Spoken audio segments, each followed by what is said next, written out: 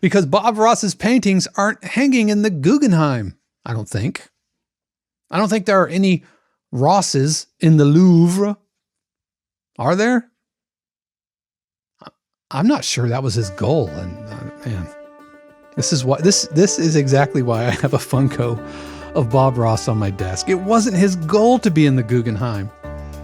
It wasn't his goal to be in the Met, right? He just wanted to make good paintings. And he wanted to do it sustainably. And he wanted to show people how to do it.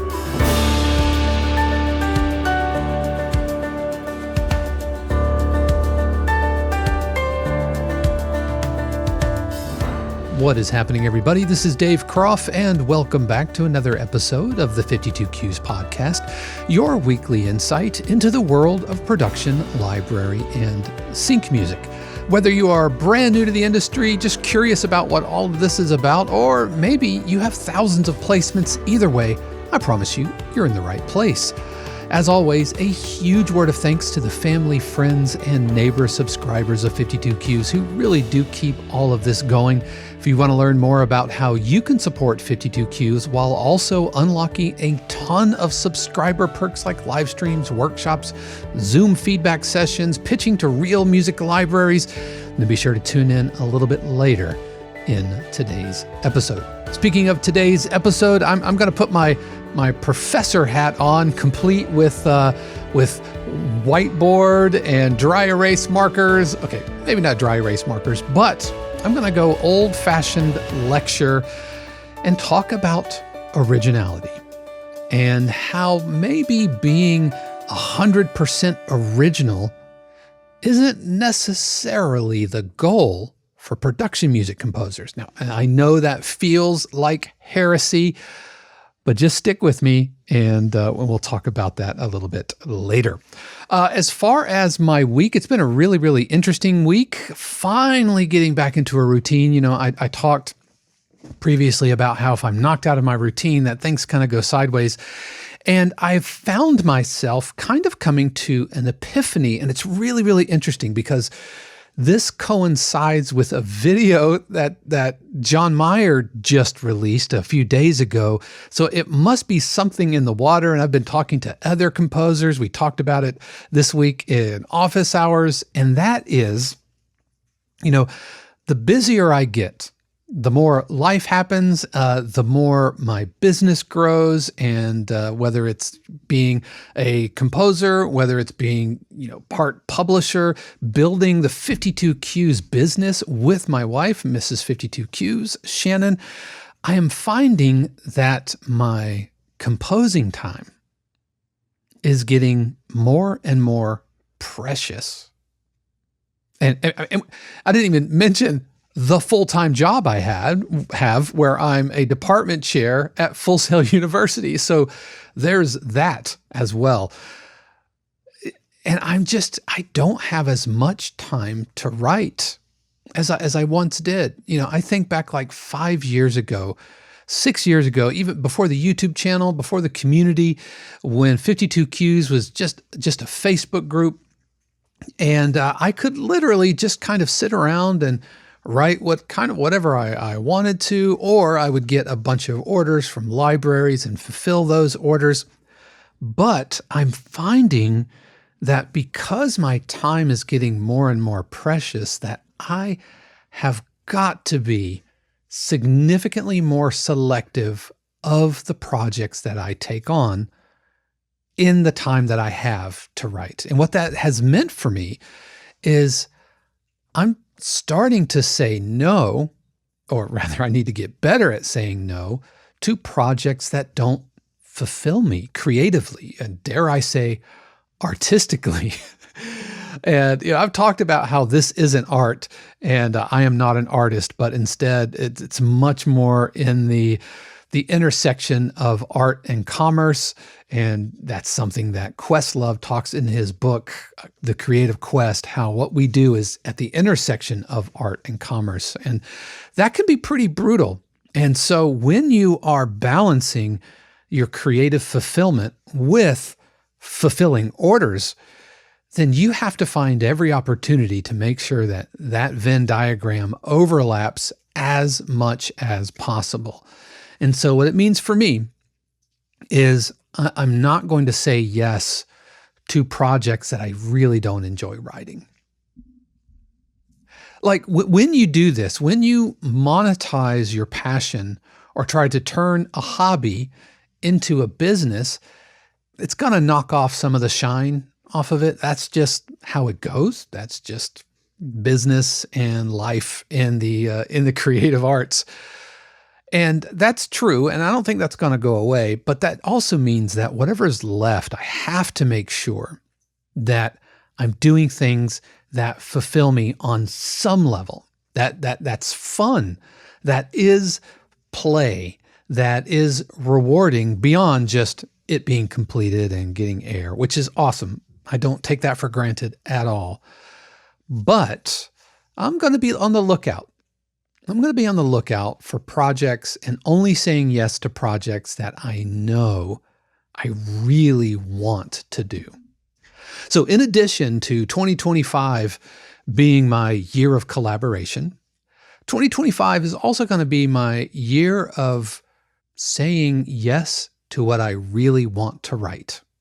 Now, keep in mind, this doesn't mean I'm only going to write whatever I want. I think that's still a somewhat backwards mindset. I'm going to write what I write and hope it finds a home. I think you're in for a tough battle if that's the mindset that you're keeping. However, when opportunities come my way, if it's not an immediate yes, and if I can't immediately think of how I could write 3, 4, or 5, like almost effortlessly, then I should probably take a hard look at that and maybe say no to that. When I say effortless, I don't mean that it's easy. I just know that I have a lot of gas in the tank to be able to write something like that, like these types of hip hop cues, like tension cues. I don't have gas in the tank to do really dense trailer music. I don't have gas in the tank to write heavy sound design type cues, but I love like light tension, tasking, dramedy. I love writing those.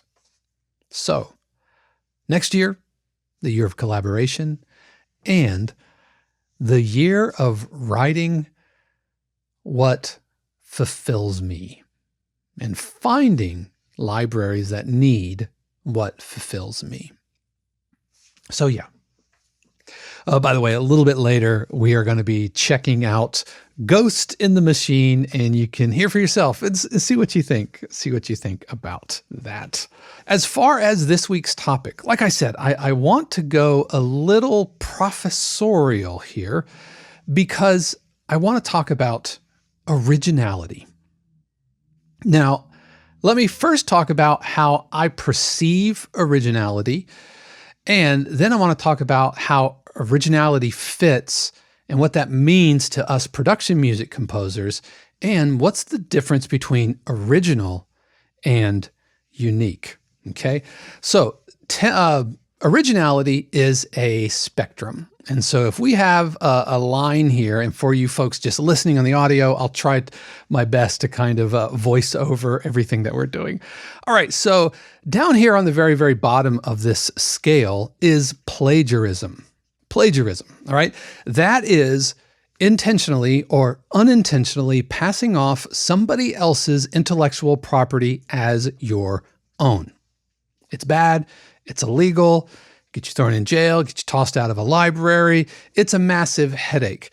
And to be honest, in my experience and all the students that I've had, whether it's Full Sail or 52 Qs, this isn't really that big of a problem. I know there are lawsuits, Pharrell and all of that, and Marvin Gaye's estate, I think. Anyway, I don't want to litigate all of that. But plagiarism's bad. Plagiarism is bad. Don't do it. Don't do it. But then once we get just on the other side of plagiarism, we have cloning.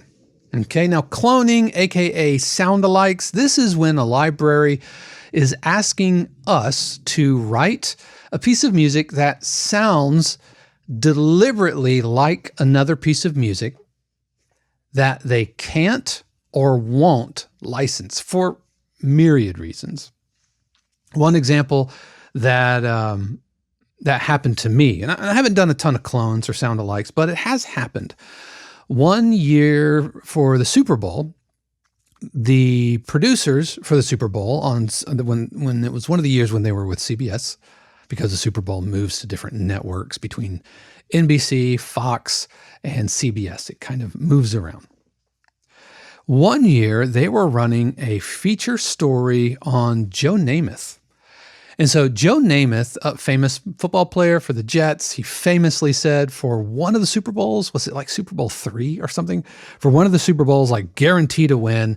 And his nickname was Broadway Joe. Now, you might remember a few years ago, let's say 2016, 2017, there was a certain Broadway show winning all of the Tonys. It was all anybody could talk about. Would you like to take a guess on what Broadway show that was? If you said Hamilton, you would be correct. So CBS was putting together a feature story about Broadway Joe and wanted to use my shot from Hamilton. But for whatever reason, the Hamilton folks didn't license it. They didn't secure it, but they had this video that was already edited to that song, right? It was already temped to that song with the hopes that they would secure the license. I guess the Hamilton people just didn't like money or something. I don't know.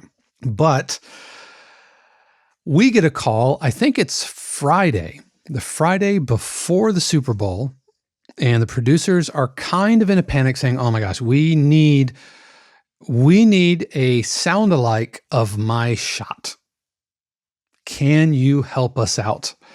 And my publisher calls me up and says, Dave, it's like Friday or Saturday before the Super Bowl. Can you write something? I'm like, yep, I'll do it. So I took down my shot, did a complete breakdown of it, and I made a sound-alike or a clone of my shot. And when we say clone, it's just on this side of plagiarism to where we're not, breaking copyright laws. We're not using the exact same melody, but you can use very similar instrumentation. Actually, you can use nearly identical instrumentation. You can use nearly identical rhythmic language. You can use nearly identical harmonic language. And it's, as long as the melody isn't right in line with it, with the same contour and all of that, then you're safe from a legal standpoint. Fast forward a couple of days, and lo and behold, they've got the license for my shot from the Hamilton people, in the 11th hour. Unfortunately, they didn't really let us know. And so I had told a bunch of friends, yeah, I'm going to have this feature placement on the Super Bowl. Yeah, check it out. Watch it, blah, blah, blah, blah, blah. And then it didn't make air. And that was super embarrassing. Not the last time that I counted my chickens before they hatched, but I learned a little lesson that day. Now, that cue called My Moment or Taking My Shot or some kind of play on my shot has gone on and gotten tons of air and hasn't made the Super Bowl, but it did get some love. But that was one of the few times that I've been asked by a library from a production company to make a sound-alike. I don't like necessarily doing cloning. It is probably the least artistically fulfilling thing because you're constantly riding the line of, is it too close? Is it not close enough? And blah, blah, blah. So I don't do it very much, but I have done it. The instrumentation is super similar. The chord progression is nearly identical, possibly even in the same key. The rhythmic language, again, it's just this side of copyright infringement. So that is cloning. Moving up the spectrum of originality, and we get modeling. Okay. Now, what modeling is when you take one cue and that cue represents all of the harmonic choices, all the instrumental choices, all of the section, form, and arrangement choices that you are going to make for your own cue. You essentially do a complete breakdown of the cue, an analysis. I call it an inventory. You do a complete inventory of a cue from start to finish. And this needs to be, or typically it's not a placed cue, but a cue from a library. So you can really get a feel for it. This is why modeling trailers is like placed trailers from a movie is really tough, because those trailers are usually edited really a lot. They're edited a ton. But if you can find a cue from a library and you can get a sense of every single measure, what's happening. Like in measure 1, this instrument is sounding, and this is the harmony that I'm hearing, and this is the harmonic rhythm, how fast these chords are changing. And here's how the harmony is being expressed. Is it arpeggiated harmony or is it block chord harmony? And what's the tempo and what's the chord progression and how fast do the chords change and all of this. So you go measure by measure and take stock of what instruments you're hearing, what they're doing harmonically, what they're doing rhythmically, when they enter, when they exit, what kind of layering are you hearing? And as you go through the entire cue, you end up with a blueprint that you can use for your own cue. You have a blueprint, like you can almost like a tracing of the cue. So how is this not cloning, let alone plagiarism? Well, with modeling, we want to make sure that it is far enough removed from the original, because the goal isn't to sound like the original, like the way a clone is intended to sound like the original, but just be on this side of copyright infringement.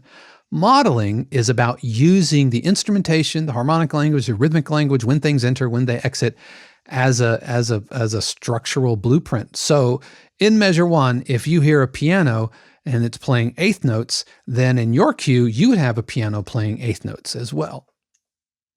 But you would want to be in a different key. You would want to make sure that you're still within 5 BPM of the original. But you'd have to make sure that the melody is nowhere near what the original was. And so this is called modeling. Now, I first learned about modeling from one of my composition teachers at the University of North Carolina at Greensboro, Dr. Eddie Bass. Can't remember if I told this story on the podcast before, but my very first composition lesson, I was so excited. Professor gives me the syllabus and then slides over Syrinx, which is a flute solo by Debussy, and says, I want you to model this and come back next week. And talk about being thrown into the deep end. And what he wanted me to do was go measure by measure and understand how Debussy had shaped the melody line and what harmony was being implied, what rhythms were being used, and when did things shift around. Now, I love modeling. I don't model all the time, but I find it extremely helpful in a handful of very specific situations. One, if I'm learning a new style of cue, maybe that I'm not that familiar with, or I just haven't written many of them, I will model to help me understand how all the instrumentation is put together and how the harmony works. So if I'm learning a new style, if I am short on time, like I have to turn something around really quick, and I don't have the bandwidth to spend the creative currency that is required for coming up with more original ideas. So I will use a model to help kind of shortcut a lot of the processes. Because if you think about it, at the end of the day, composing is just a series of choices. What's the tempo? What instrument? What chords am I going to use? How are those chords going to be expressed? What instrument is expressing those chords? Is it all one instrument playing all the notes of the chords, or are they split up? and then what happens throughout the cue. So these are all just a series of choices. And so we can use a model to help us shortcut many, many creative choices that really have nothing to do with originality necessarily. The third time that I use models is when I am just creatively running on fumes.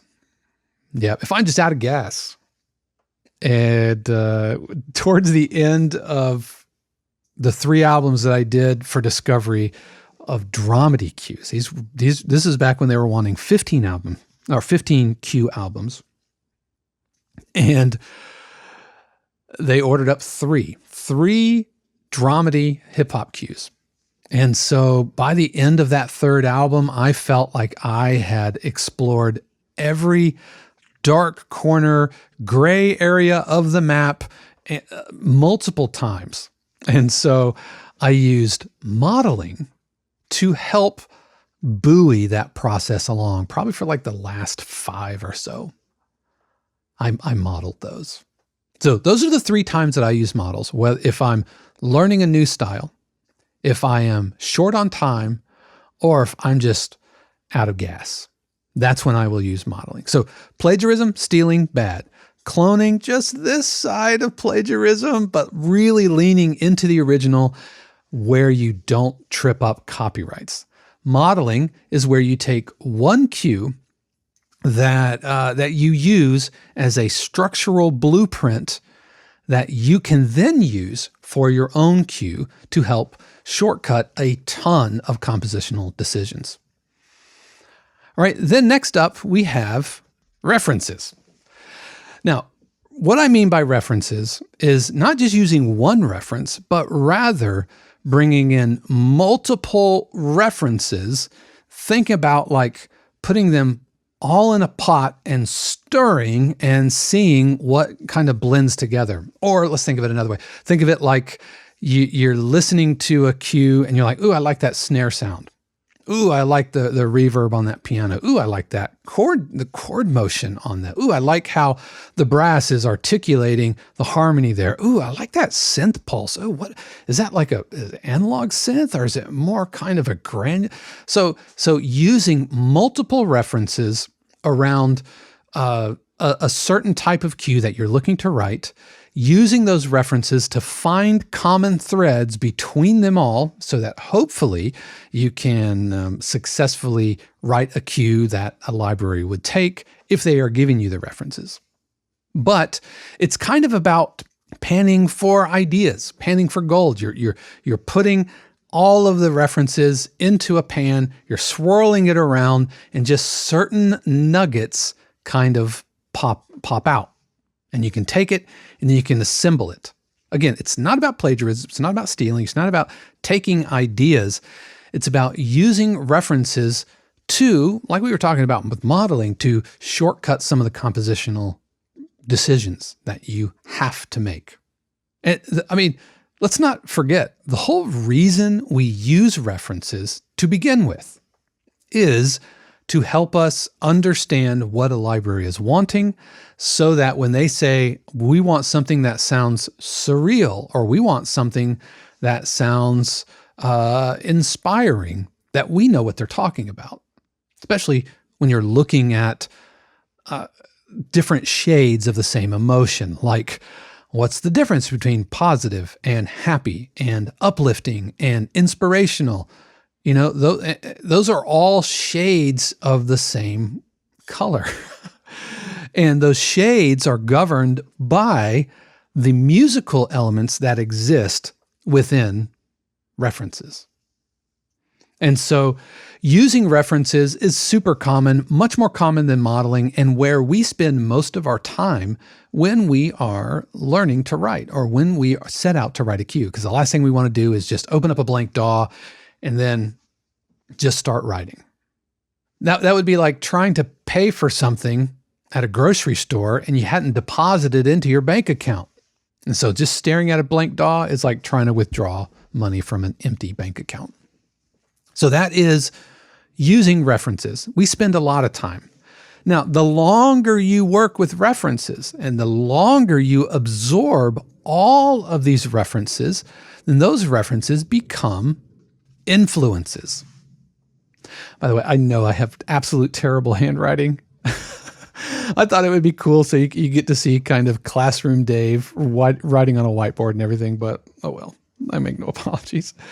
Influences are what happens when you work with references long enough to where now you don't necessarily need to reference specific references to understand what you want to write.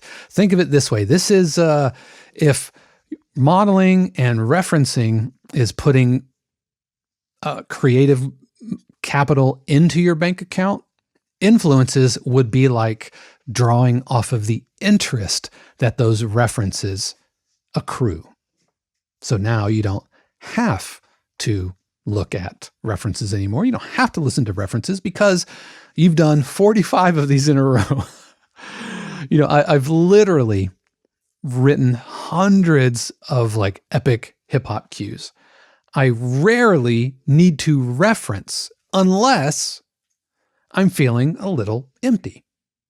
But you know that European Cafe Dramedy cue album that I did a few weeks ago, I referenced maybe one or two, but the rest of them were all working off our influences. Now, our influences can also come from growing up. It can come from our parents. It could come from any other external sources that seep into the groundwater of our own creative well. These are your influences. Once you get up to here, at the very, very top, we get 100% original. Now, I think that 100% original pieces of music is very rarefied air. I think this is very, very challenging. I think this is where art music lives. I think this is where art lives. I think this is largely the goal of film music, if we're thinking, music for media. This is largely the goal for jingles. This is largely the goal for game music. But I'm not convinced that I'm holding off saying this because I know once I say it, I can't unsay it. But I'm not convinced that editors are looking for 100% original, genre-defining original pieces of music. And the reason I think that is because I don't think audiences are looking for that. Are they? I mean, there's a reason that if I said, right now, close your eyes. If you're driving, don't do that. But I want you to picture in your mind's ear a cooking show. And that cooking show has a scene, and that scene is a countdown scene. There is literally a countdown in the bottom left-hand or right-hand corner of the screen, 30, 29, 28, 20. There's literally a countdown, and the chefs are all scrambling, and there's some angry British man swearing at them at the top of his lungs, 26, 25, 24. And somebody's dropping something, and something's catching on fire, and somebody's trying to plate their final dish because 20, 19, 18. Oh my gosh, and now somebody slipped and fallen and they've completely dropped, and what's going to happen? 10, 9. Can you, in your mind's ear, hear the music that should go in a scene like that? If you can hear it, then that is a product of your reaction to influences and even references. And I'm sorry to say, whatever music you heard in your mind's ear is not 100% original. Even if you came up with a melody line or a chord progression that nobody had ever written. It still has to fit within the framework that the audience is expecting.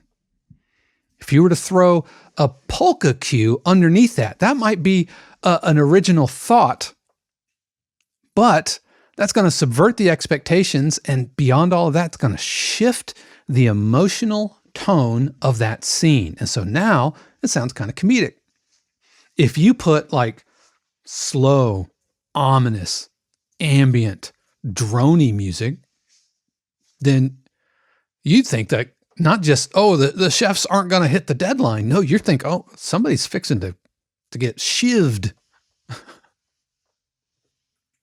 But what I'm trying to say is that we are already culturally programmed to respond to certain types of scenes with the expectation of the music that we should be hearing. And I think the audience expects that. I think editors expect that. And I think music supervisors expect that. So when I say editors aren't looking for something genre-bendingly original, it's because the audience doesn't. Even on a subconscious level, they aren't looking for it. And TV execs aren't. I mean, how many cooking shows do we need? How many cooking shows are out there? All right, so this one has an angry British man yelling at contestants. This one has the same angry British man going to restaurants and yelling at them. Now, this one has the same angry British man, but he's not yelling at adults. Now he's trying not to cuss at children. And now we have different British people, but instead of cooking, now they're baking inexplicably in the middle of the woods. And now we have a cooking show, but now they're all children. And now let's have a cooking show set in Japan, but it's set in like samurai feudal Japan, and there's a countdown and there's only one ingredient. Now, here's another cooking show where all the ingredients are bad. Here's another cooking show where they all have to make their own, right? So there are so many iterations of shows. And many of them are unapologetically derivative. And I know that sounds like a super pejorative term, but I'm not sorry. It is. And I'm completely okay with that. Just because something is derivative does not make it fun to watch. You know, Mrs. 52 Q's loves the British, great British Bake Off, British baking show, whatever. Loves it. It just kind of makes me hungry. I mean, we could say the same thing about survival shows. We could say the same thing about dating shows. We could say the same thing about, sports shows or game shows or quiz shows or house hunting shows, house building shows. I mean, they all have very similar kind of premises. And because of that, the audience expects a certain type of music that emotionally supports the storytelling that's being done. And I submit that we have to meet on some level the expectations of the audience, which is why I don't think it needs to be 100% original. I don't think it needs to be. That doesn't mean we get to cheat and plagiarize. Cloning even doesn't happen. But let's do a thought experiment. And this is a thought experiment I do with my students at Full Sail. I'm going to share it with you here. Imagine we are all in an art class. And we all have our paints, and we've all got our little Bob Rosses, or we're all Bob Rosses.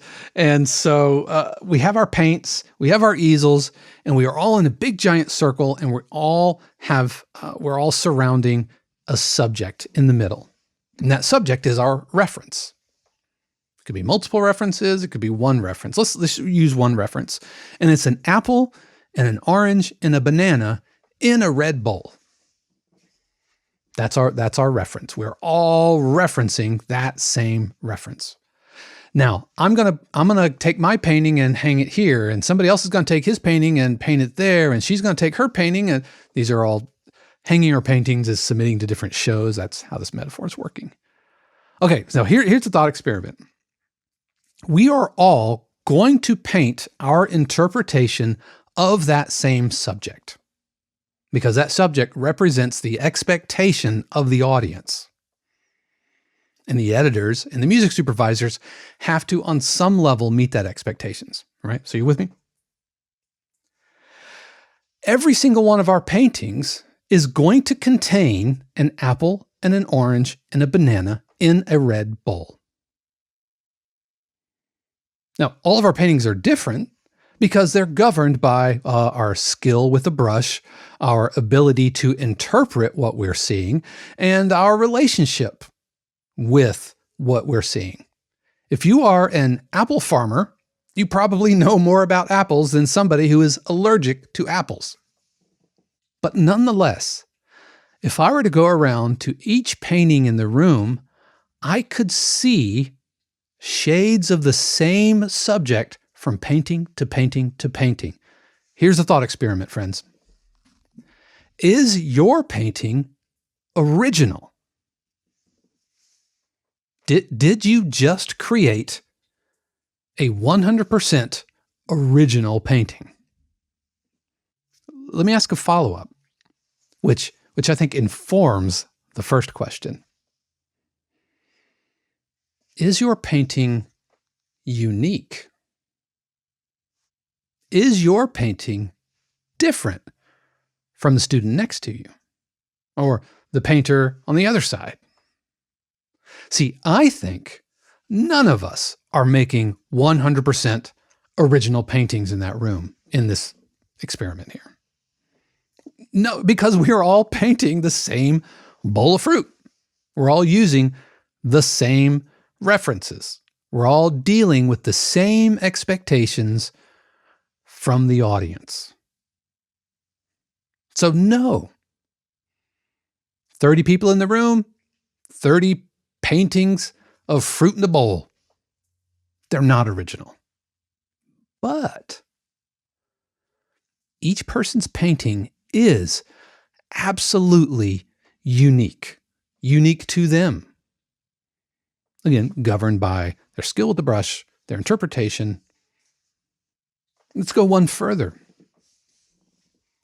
Does that make your painting, which we've already established isn't 100% original, but is unique?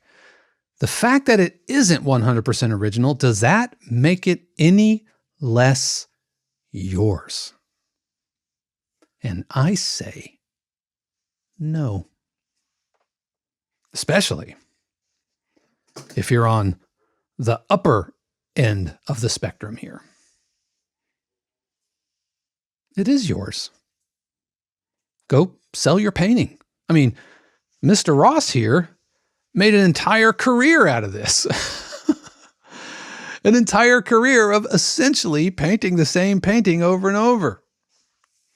And if you watched The Joy of Painting and you followed along with Bob, no, your painting isn't original, but your painting is unique and your painting is yours. Now, does that mean somebody will give the same value for your painting than Bob Ross's painting? Probably not. But I submit that in the production music space, I don't think the originality bar is that high. Because, I'm trying to see how far I can stretch this metaphor, because Bob Ross's paintings aren't hanging in the Guggenheim, I don't think. I don't think there are any Rosses in the Louvre. Are there? I'm not sure that was his goal. And man, this is exactly why I have a Funko of Bob Ross on my desk. It wasn't his goal to be in the Guggenheim. It wasn't his goal to be in the Met, right? He just wanted to make good paintings. And he wanted to do it sustainably. And he wanted to show people how to do it. He didn't He wasn't trying to have a big exhibit. He wasn't trying to redefine anything. No. He was doing what he did sustainably. This is why I think originality is, I don't think it's something we should shoot for. I think uniqueness, having a unique voice, having new ways to say things that maybe have been said before, I think that is absolutely valuable and where we should be putting our energy. But just opening up a DAW and I'm going to write something that is 100% original, nobody's ever thought about it before. First of all, no, you're not. You're not going to be able to do that. Sorry. Also, second of all, that is a massive weight. That's a huge weight. Not only that, it's unsustainable. And if every time you open the DAW has to be the most original thing ever written, then there is no way you can have a career in sync or production or library music. You just won't be able to make enough. Nope, you won't be able to make enough. So,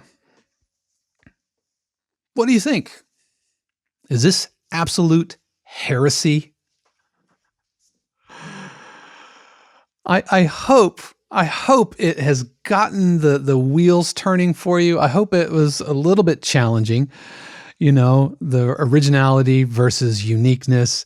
And I would love to hear from you. Please let me know in the comments below. What do you think? And who knows, maybe my publishers are going to hear this and go, wait a minute, Dave.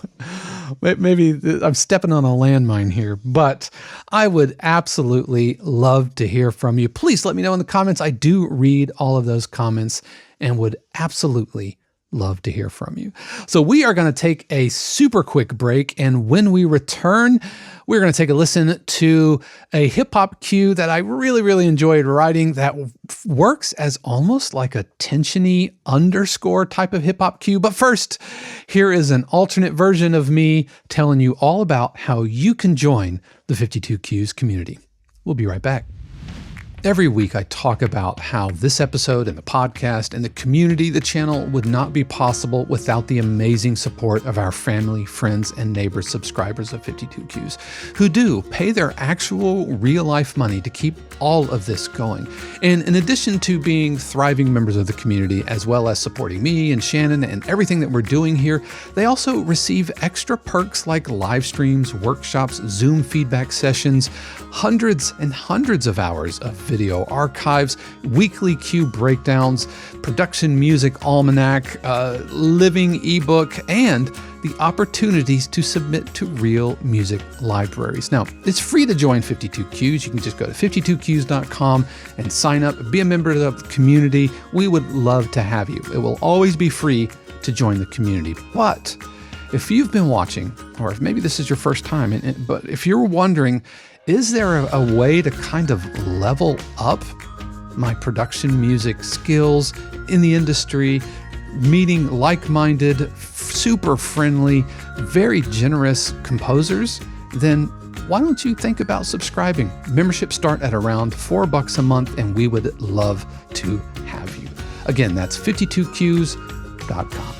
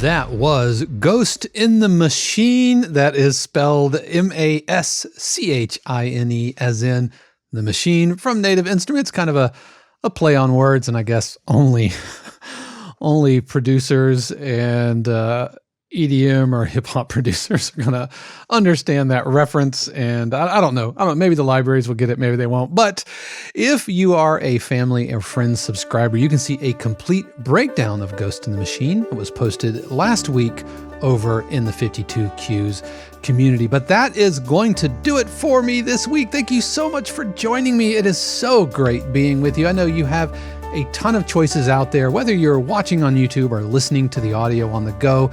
Thank you so much for spending part of your day here with me. And if you want to maybe help pay it forward, if you liked what I did here today and think, man, I think other people need to hear about that, hear about this, then why don't you give it a thumbs up? Go ahead and subscribe. And if you're listening on the audio, then how about a review? That will absolutely help other people find the podcast. So what's coming up next week? You definitely want to join. I'm going to be doing another kind of Q's anatomy, Dave's anatomy, talking about next week, ominous tension cues. What goes into ominous tension cues? How are they put together? What type of sounds should we use? What are the rhythmic considerations, the harmonic considerations? What makes ominous tension cues tick? That's what we're going to be talking about next week, and I hope to see you then. But I hope you had a good week. It's hard to believe we're coming up to the end. Thanksgiving is right around the corner, and then before you know it, it's going to be 2025. But I know that you've had an amazing week, all things considered, and I hope and know that you're going to have an amazing week next week. How do I know that? Because I trust and believe that the universe has amazing plans, not just for me, but also for you. Until next time, peace. The 52 Qs podcast is copyright 2024 818 Studios, all rights reserved. The music played on the podcast is copyright of their respective owners and is used with permission and for educational purposes only. For more information, including joining the community or becoming a member subscriber of 52 Qs, head over to 52qs.com.